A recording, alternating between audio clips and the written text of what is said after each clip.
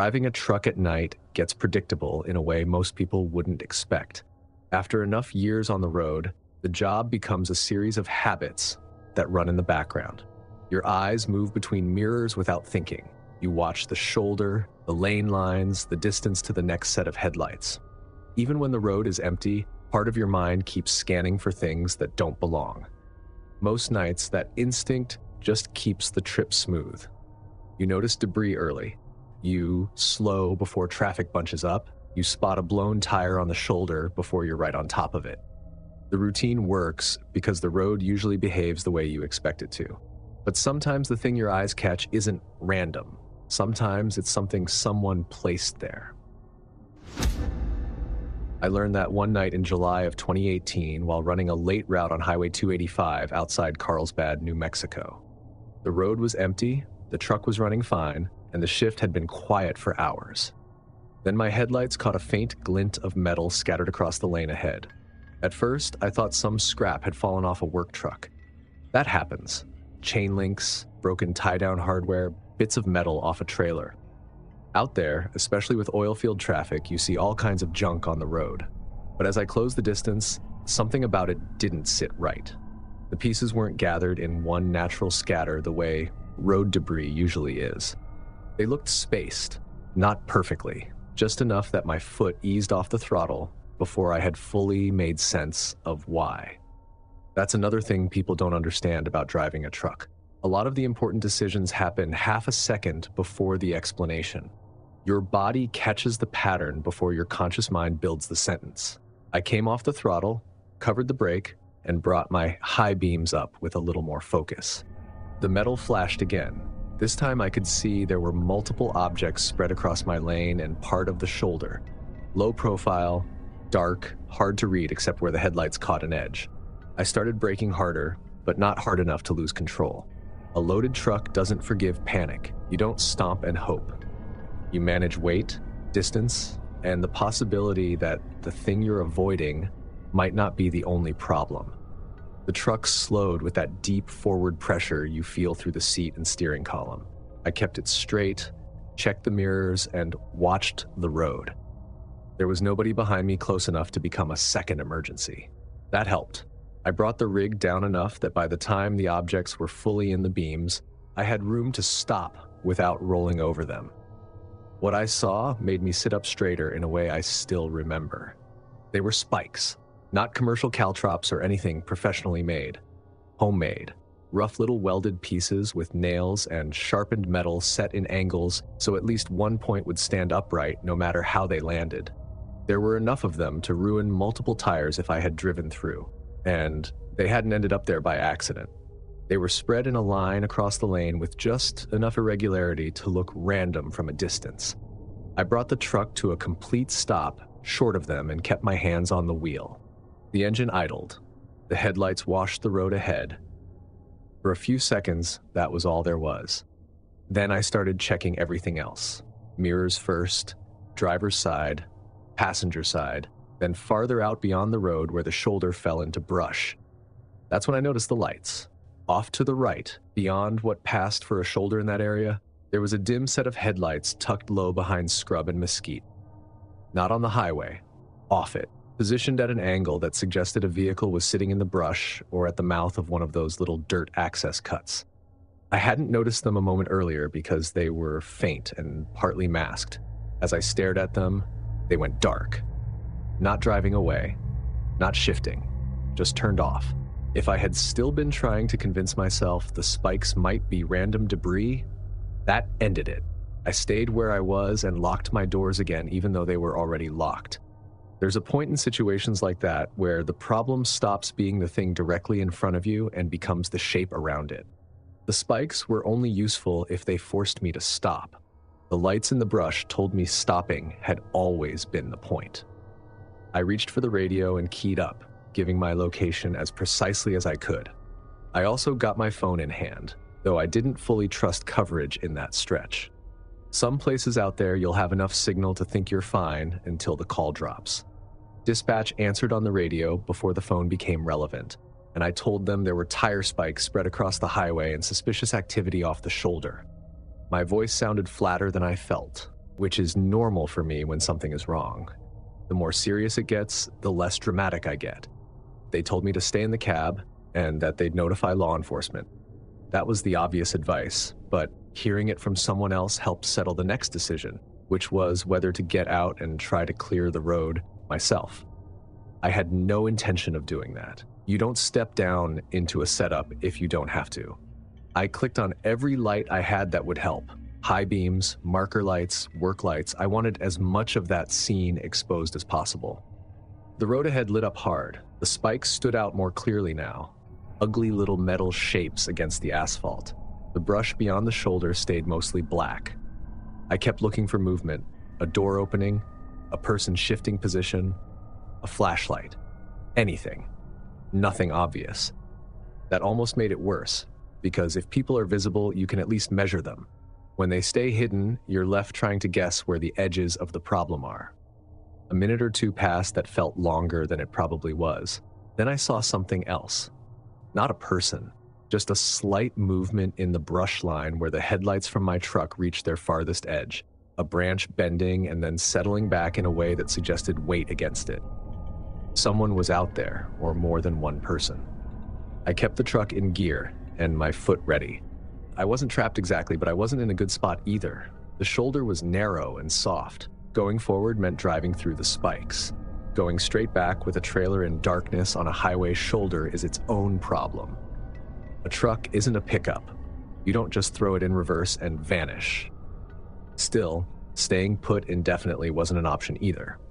I checked the mirrors again and started thinking through the geometry. Roughly 100 yards behind me, there had been a wider patch near one of the dirt oil access roads. Not a formal turnaround, but possibly enough room to back and angle out if I could get there without putting the trailer in a ditch. That became the plan. I released the brake carefully and let the truck creep back. Slow, controlled, eyes moving constantly between the mirrors, the road edge, and the dark shoulder. Backing a truck in daylight takes attention. Backing one on a remote highway shoulder at night, with people potentially in the brush nearby, changes the whole feel of it. I moved maybe 10 feet before I stopped again and scanned. The dark stayed dark. Then, behind me in the left mirror, I saw a brief flicker. Not my own lights, a reflection from something farther back and off to the side. Another vehicle, maybe, or the same one repositioning where I couldn't directly see it. That told me I needed to keep moving. I backed farther, taking it in small sections. Pause, scan, back again. The truck responded the way it should. The trailer stayed lined up well enough. I was hyper-aware of every inch of shoulder, because if the right side dropped too far, I'd be dealing with a stuck rig on top of everything else. While I was backing, I saw a shape cross the road ahead near the spikes. It was quick and low and could have been someone bent forward moving from one side to the other. I can't swear to the exact posture because I only caught it at the edge of the beam, but it was not an animal. The movement was too directed. I did not stop to study it. I kept backing. At some point, I reached the wider patch I had remembered. It wasn't generous, but it was enough. There was an oil field access cut angling off to the right, and the highway shoulder opened just enough that I could start working the truck around. This was the worst part physically, because turning a big rig around in limited space at night requires commitment. You are making a series of decisions that all depend on the last one not being wrong. I pulled forward into the wider area, cut the wheel, watched the trailer, corrected, backed again, and felt the tires bite uneven gravel. The whole time, I expected headlights from the brush to come on and rush me. They didn't. That doesn't mean no one was there. It just means they didn't want to expose themselves once the stop didn't go the way they planned. When I got the truck turned enough to head back the way I came, I didn't waste time. I straightened out and drove. Not recklessly, but with enough force behind it that I wasn't offering a second chance. As I passed the area where I had first seen the hidden headlights, nothing lit up. No chase, no vehicle pulling onto the road behind me, just brush and darkness. I kept checking the mirrors anyway. A few miles back, I reached a better lit junction with more room and pulled over only enough to update dispatch and confirm officers were headed toward the location from the other direction. They told me to remain where I was until contacted. When law enforcement arrived, I repeated everything exactly as I've said it here. Glints on the road, homemade spikes, headlights in the brush going dark, possible movement near the trap while I was backing out. The officers took it seriously, which mattered. One of them later told me they recovered multiple spike devices from the lane and shoulder. He said they were handmade and that, in his opinion, they were placed intentionally to disable a vehicle. They didn't find anybody in the brush. They did find evidence that a vehicle had recently been off the road in one of the dirt cuts, but nothing that gave them a clear answer on who had been there. That's usually how those stories end in real life, not with an arrest while you're standing there, just enough proof to confirm you were right not to step down. I finished the route later, after the highway was cleared and after I'd had time to let my shoulders unclench. The truck was fine. I was fine. That's the official version. The less official version is that for a long time after that, every metallic glint on a dark road made my attention narrow immediately. A soda can tab, a piece of chain, a bit of reflective trash. My eyes would catch it and my body would be halfway into a decision before my brain named it. That's not a complaint. It's what the job asks of you. But that night outside Carlsbad changed the way I thought about one thing. Before that, if I saw a disabled vehicle or debris on a remote stretch, I treated the problem in front of me as the main problem. After that, I started treating the thing in front of me as possibly the opening move. Because those spikes weren't there to damage tires for the sake of damage. They were there to make a truck stop in the exact kind of place where a driver would have to choose between stepping out and staying put. And the part that still works on me is how quickly those lights went dark once they understood I had seen enough.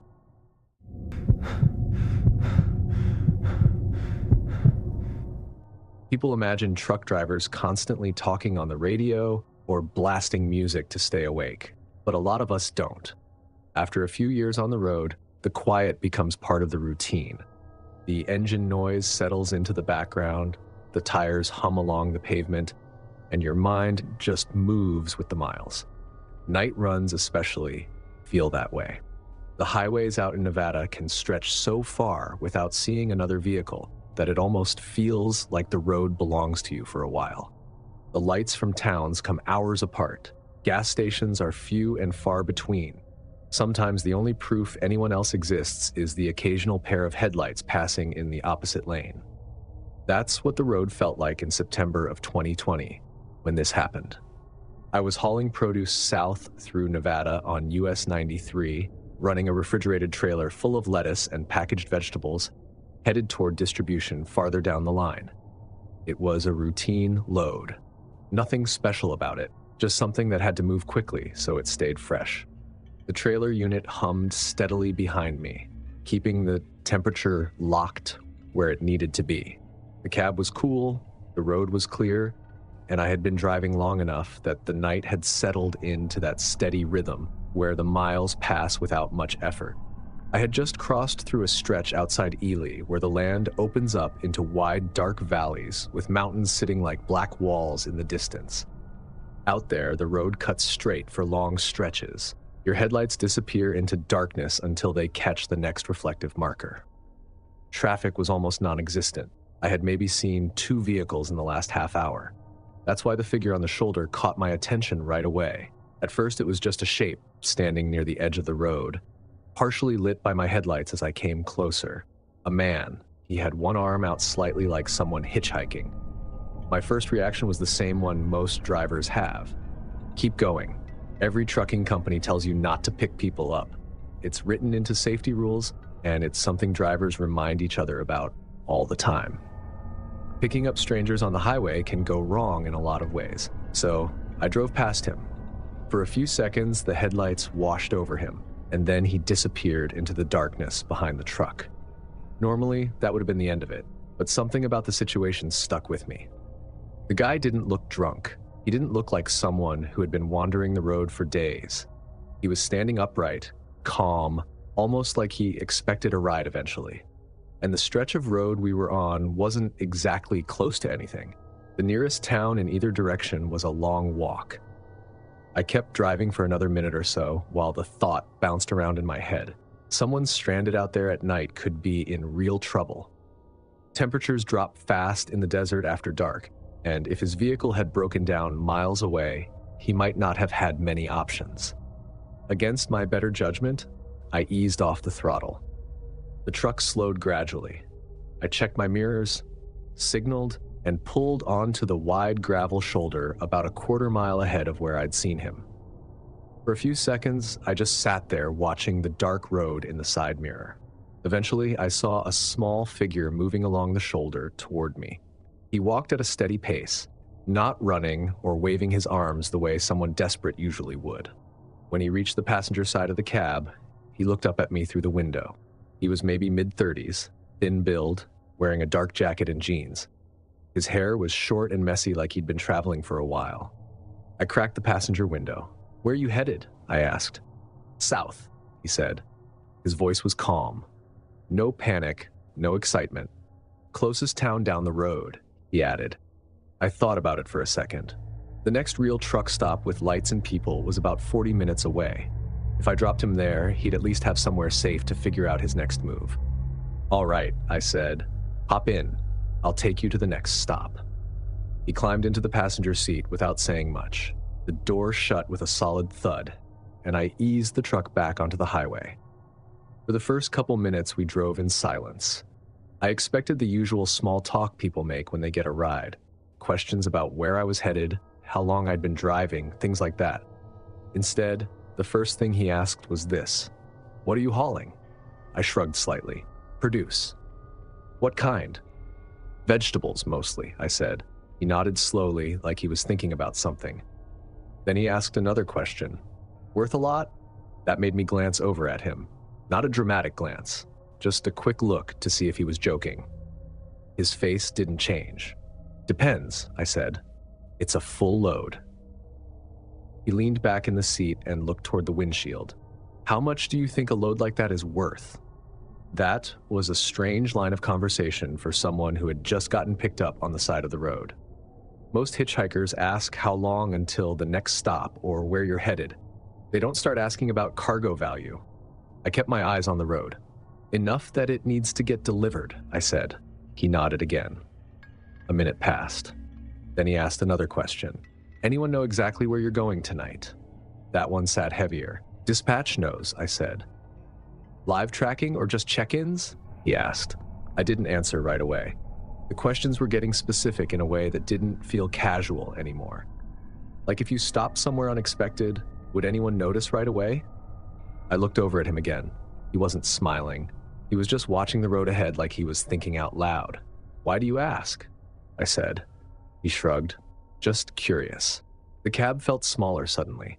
A semi-truck has a lot of space physically, but when you're inside it with someone you don't know, the distance between the seats doesn't feel very large. I adjusted my grip on the steering wheel. "Next stop's about 40 minutes, I said. He nodded. For a while, neither of us spoke, but I could feel him occasionally glancing toward the dashboard and the log screen. Then he asked another question. "You ever change stops if you get tired?" "Sometimes," I said. "Like pull off somewhere random?" "Not usually." He leaned forward slightly. "Anyone expecting you at a certain time?" That was the point where I stopped answering completely. The truck continued rolling down the dark highway while the refrigerated unit hummed behind us. The headlights stretched across empty pavement. I started planning. There was a large truck stop up ahead with bright lighting and a fuel island that stayed busy even late at night.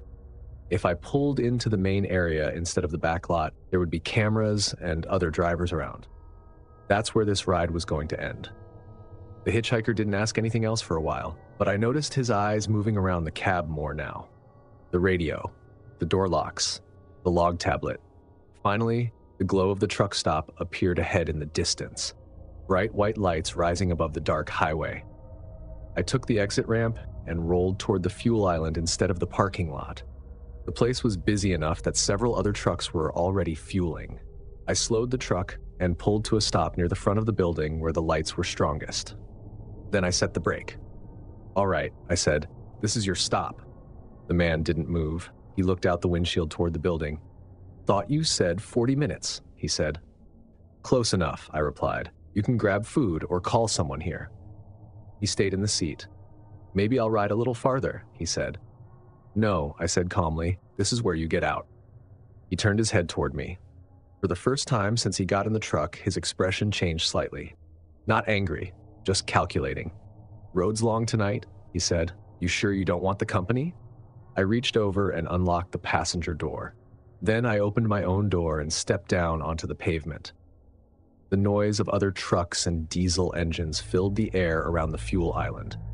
I walked around to the passenger side and opened his door. "Ride's over," I said. He looked at me for a moment longer. Then he stepped down out of the cab. He didn't argue anymore. He just stood there beside the truck. As I climbed back into the driver's seat, he spoke again. "Nice cargo," he said quietly. Then he walked toward the dark edge of the lot. I locked the doors and sat there for a moment before pulling away. The thing that bothered me afterward wasn't that he asked about the produce. Drivers talk about loads all the time. What bothered me was the order of his questions. Not once did he ask for food. Not once did he ask to use a phone. He didn't ask how long I'd been driving or where I was coming from. Every single question he asked had something to do with the cargo, the route, or whether anyone would notice if something changed. That's when I realized something. The man on the side of the road might not have been trying to get somewhere.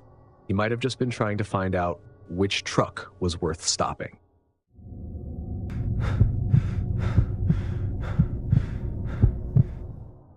Driving refrigerated freight teaches you to pay attention to more than just the road. When you're hauling a refrigerated trailer, you're responsible for two things at the same time: the truck and the temperature behind you. The engine can be running perfectly and the road can be clear, but if the trailer unit drops a few degrees outside its range, the entire load can be rejected when you arrive. So you get used to checking things constantly. Road ahead, mirrors, temperature readout. Back to the road. After a few years of that rhythm, you stop noticing you're doing it. Your brain just cycles through the information automatically. That's what I was doing one night in August of 2021, running US 54 outside Liberal, Kansas. It was a pretty typical run for me at the time. I was hauling refrigerated freight east through Kansas with a trailer full of packaged food that needed to stay cold the entire trip. Nothing fragile, but enough value that nobody wanted temperature swings.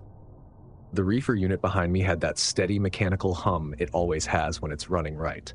Inside the cab, everything felt normal. Gauges steady, cruise control set, headlights pushing through the darkness in that long, bright tunnel trucks create on empty highways. The road out there is mostly flat farmland and long, straight stretches of asphalt. At night, it can feel almost empty. Every now and then, a pickup passes the other direction, but there are long minutes where you see absolutely no one. I had been driving through one of those stretches when I saw the minivan. It was sitting on the shoulder ahead with its hazard lights flashing. From a distance, it looked like exactly the kind of situation drivers see all the time.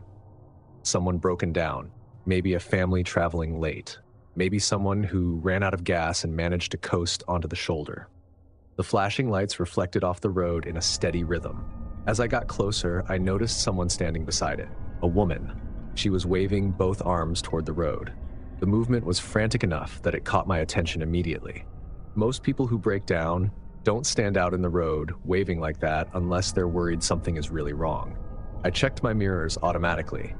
No vehicles close behind me. That's the first thing you do when you think about slowing a truck. You need to know what's happening behind you before you make any decisions. The lane behind me was empty. I started easing off the throttle, not braking hard, just letting the truck slow gradually. At that distance, the scene still looked normal enough.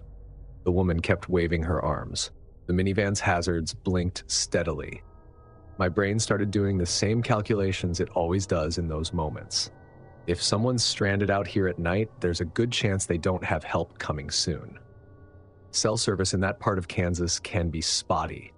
The nearest town might be miles away. A truck driver stopping long enough to ask if they need a call made isn't unusual. But at the same time, drivers are trained to be cautious. You don't just jump out of the cab without looking carefully. I was maybe 100 yards away when the first detail didn't fit.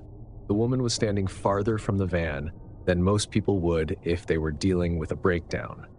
Usually people stay close to the vehicle, leaning against it, looking under the hood. She was almost in the lane, still waving. I slowed a little more. My headlights spread wider across the shoulder. That's when I saw the shadows.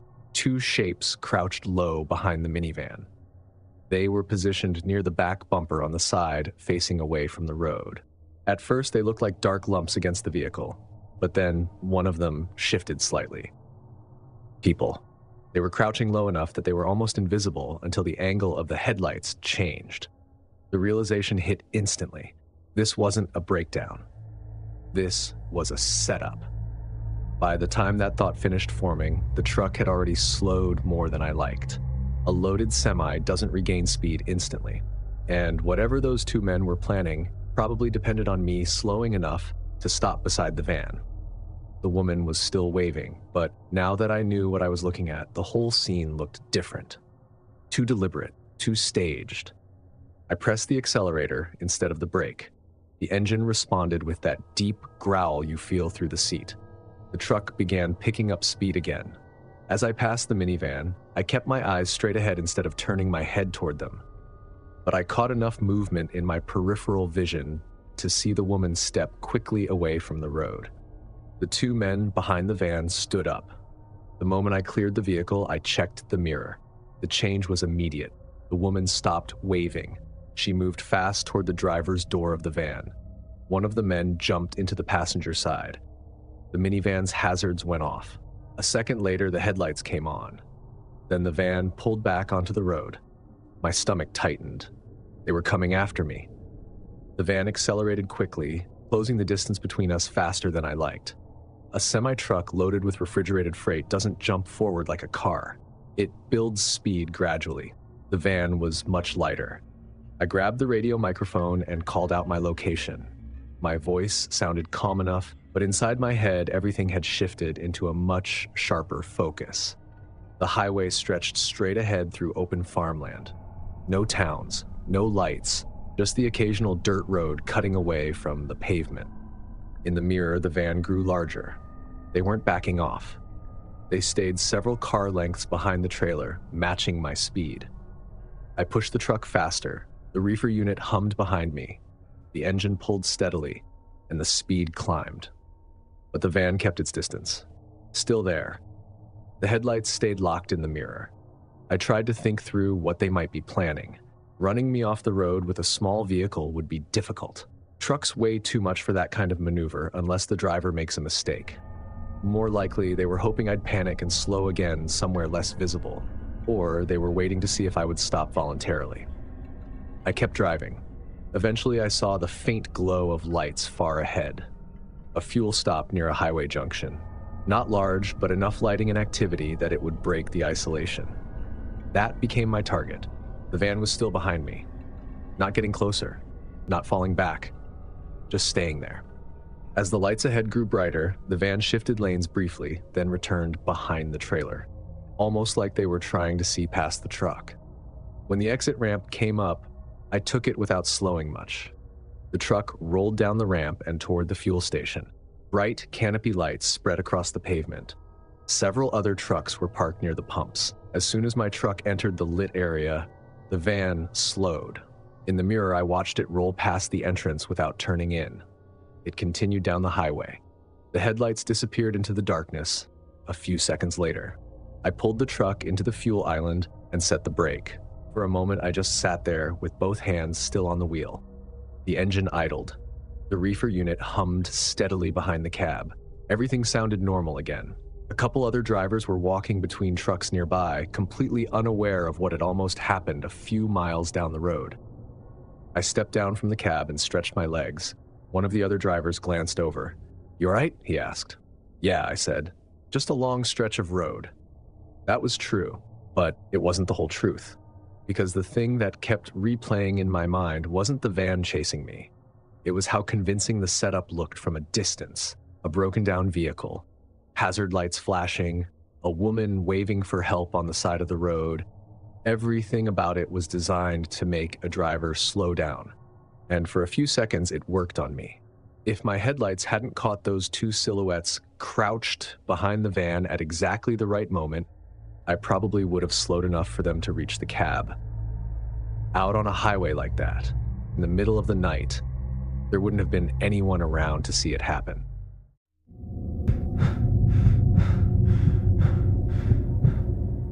This happened to me in April of 2020 at a truck stop outside Memphis, Tennessee. I was hauling a flatbed load of construction materials headed farther east. It had been a long driving day, the kind where you start counting the miles to the next stop just so you can stretch your legs. By the time I rolled into the truck stop, it was well after dark. The fuel island was busy, but not chaotic.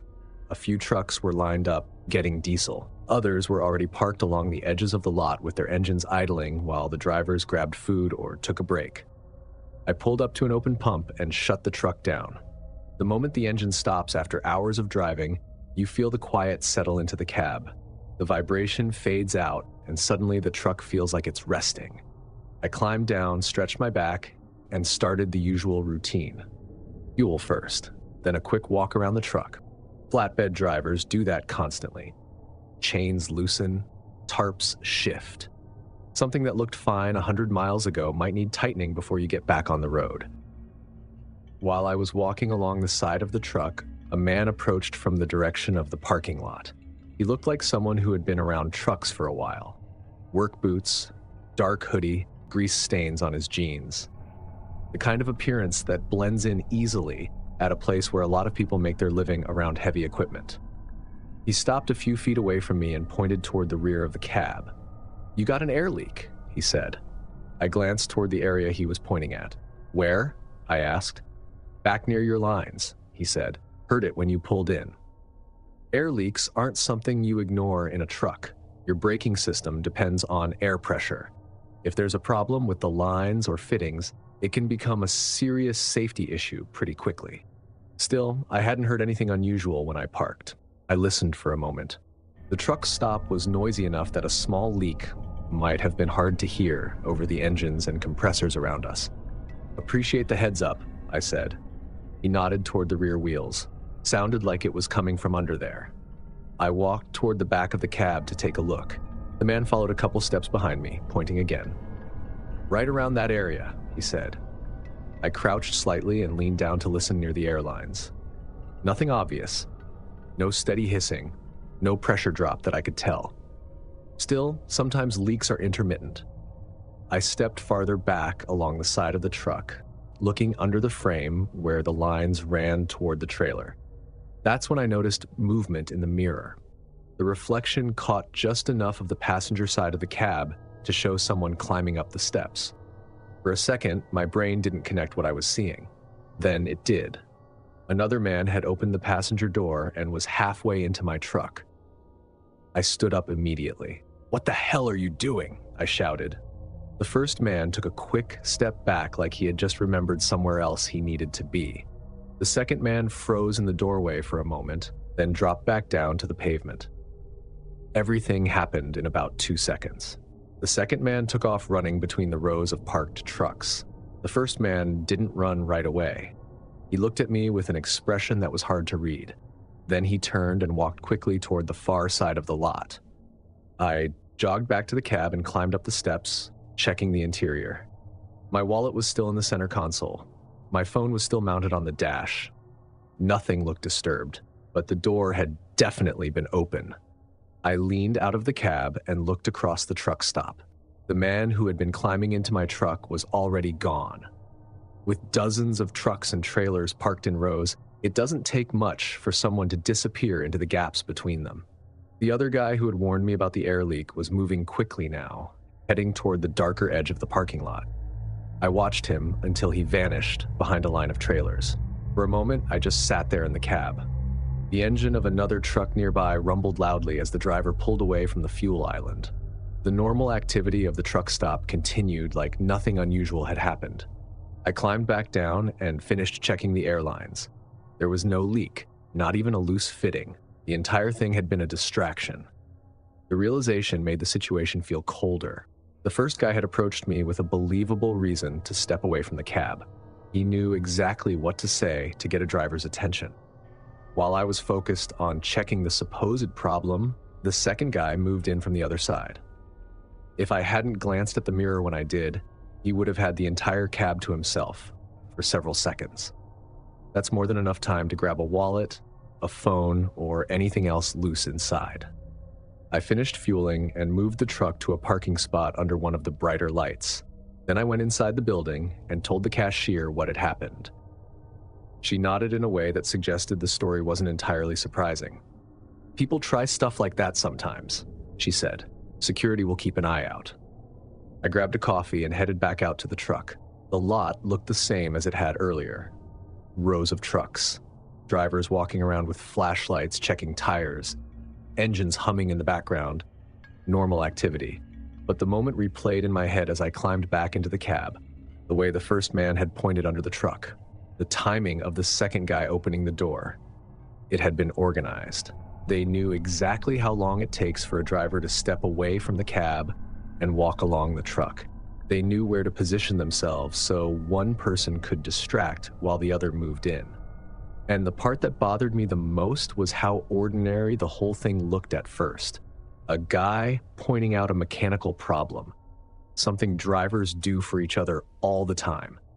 Out on the road, most of us try to help when we see something wrong with another truck. That's part of the culture. But standing there in that brightly lit truck stop outside Memphis, it occurred to me how easy it would be for someone to use that instinct against you. All it took was a believable warning and about 5 seconds of your attention pointed in the wrong direction.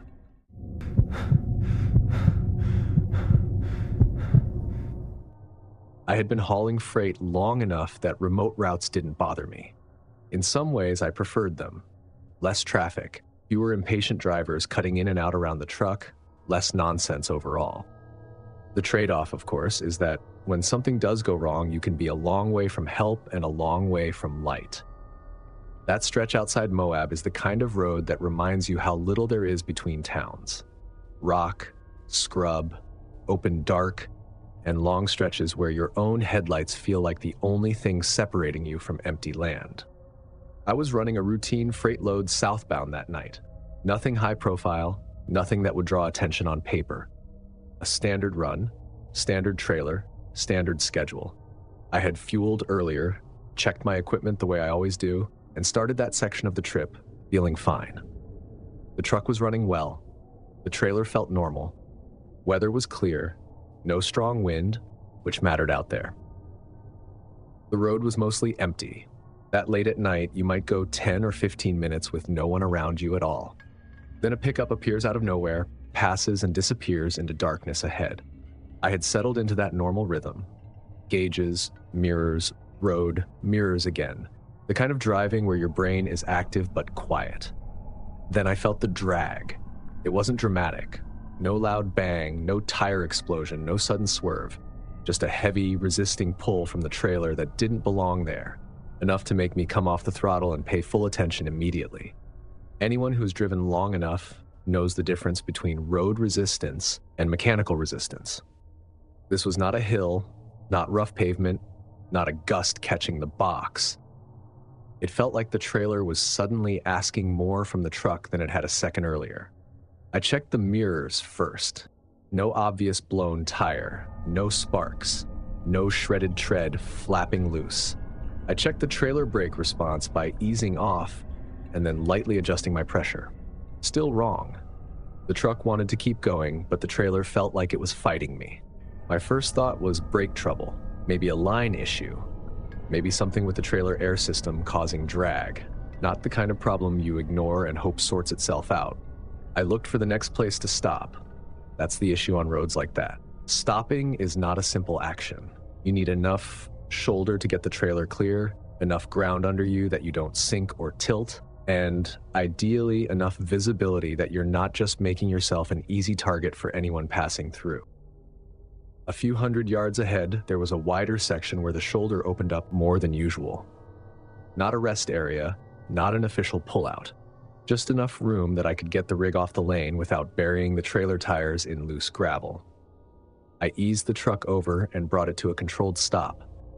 Hazards on, parking brakes set, engine running. For a few seconds, I sat there with both hands on the wheel, listening to the engine idle.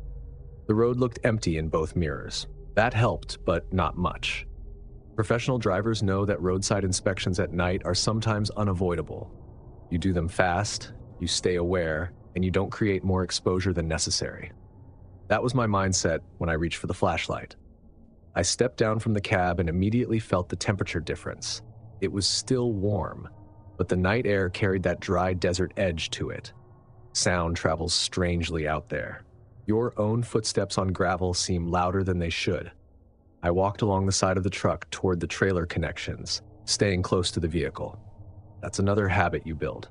The truck is cover, light, and a known reference point. If something feels off, you don't wander wide unless you have to. The flashlight beam found the airline almost immediately. It had been cut, not worn through, not burst from age or stress. Cut, a clean slice through the line. I crouched and looked closer to make sure I wasn't misreading it. The edge of the damage was too neat, too deliberate. I've seen enough mechanical failures to know what they look like. They fray, split, rub through, or fail at fittings. This looked like someone had taken a blade to it. I stayed crouched there longer than I should have, mostly because my brain was trying to catch up to what that meant. A cut airline doesn't happen by itself. And if it had been cut intentionally, it wasn't cut here in the middle of nowhere by chance. Someone had done it earlier and trusted I would discover the problem in a place where stopping was unavoidable. That thought had barely finished forming when I saw headlights behind me. A vehicle was approaching from the north. Nothing unusual there at first. Cars pass, trucks pass, but instead of continuing, it slowed and pulled onto the shoulder behind my trailer. That changed the whole feel of the situation instantly. A dark SUV or pickup, I couldn't identify the exact make from that angle, stopped a little too neatly behind me. Not close enough to hit me, close enough to box the back approach. The headlights stayed on, washing the side of the trailer and throwing long shadows across the gravel shoulder. My flashlight was still in my hand.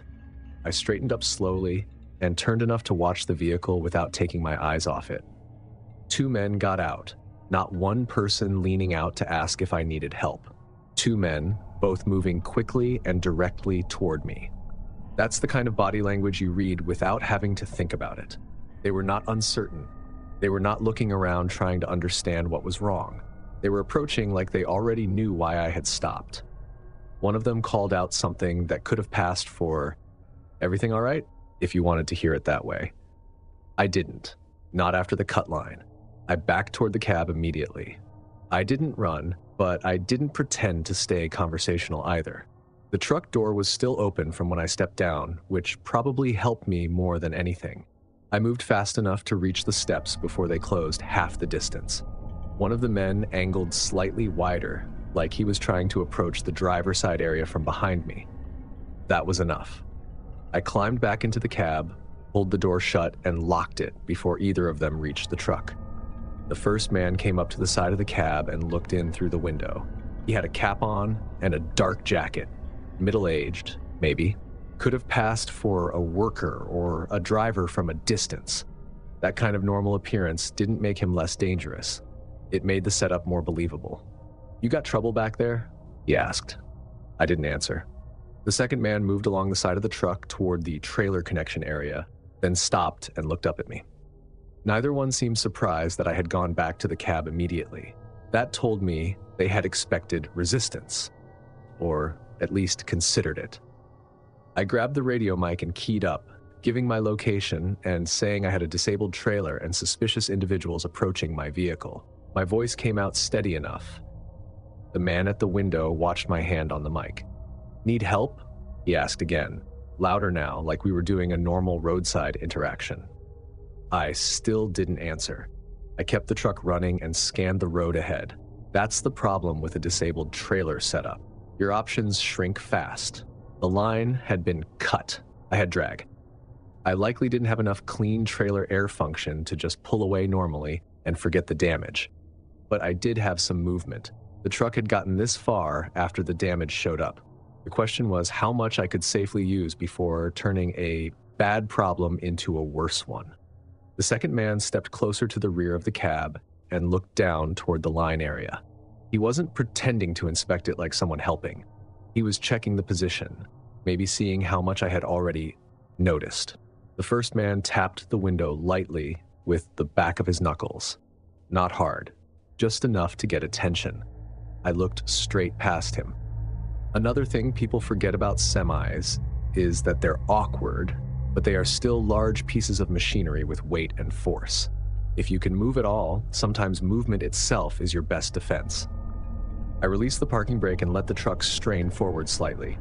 The man at the window stepped back immediately. That told me what I needed to know. He didn't want to be anywhere near the truck if it started rolling. I eased forward another foot. The trailer protested, but it moved. Not cleanly, not happily, but enough. The second man backed away too, looking toward the vehicle behind my trailer. I didn't wait to see if they were deciding something. I put the truck into motion and pulled forward as steadily as I could manage, keeping it on the shoulder at first, then easing back toward the lane. I was not moving fast. The setup wouldn't allow it.